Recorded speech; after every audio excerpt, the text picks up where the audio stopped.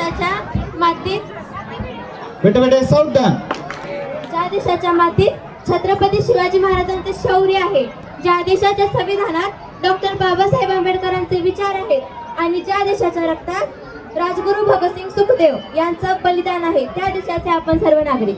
व्यासपीठावर उपस्थित सन्माननीय अतिथी, आदरणीय गुरुजन वर्ग आणि ते जमलेले माझे सर्व ऊर्जामान देशप्रेमी मित्रमैत्रिणींनो, आज 15 ऑगस्ट हा फक्त एक कॅलेंडरवरील साधा दिवस नाही, तर आपल्या कर्तव्याची जाणीव करून देणारा दिवस आहे.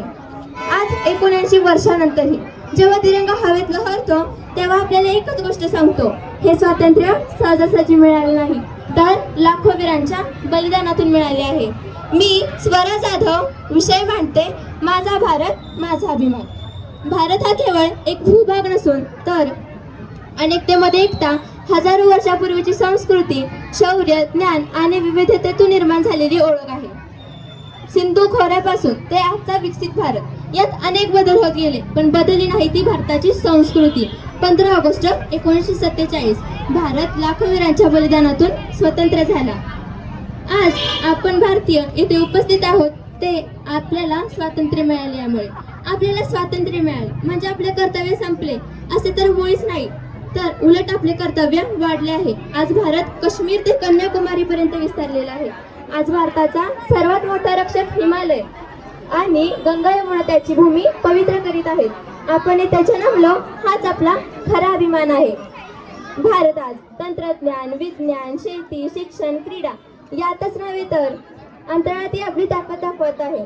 भारताची खरी शक्ती ही फक्त त्याच्या प्रगतीत नसून तर प्रत्येक युवाच्या मनातील देशासाठी काहीतरी करण्याच्या जिद्दीत आहे.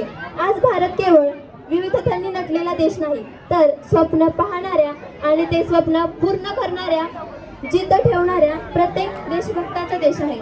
आज भारत विकासाच्या दिशेने अत्यंत वेगाने चालला आहे. भारत हा केवळ एक शब्द नाही तर प्रत्येक भारतीयाचा अभिमान आहे. विकसित राष्ट्र केवळ मोठमोठ्या इमारती, रस्ते आणि कारखाने नव्हे, तर प्रत्येक मुलाला चांगले शिक्षण असेल, प्रत्येक मूलभूत सुविधा असतील, प्रत्येक तरुणाकडे संधी असेल आणि प्रत्येक नागरिकाला माझा भारत माझा अभिमान असेल.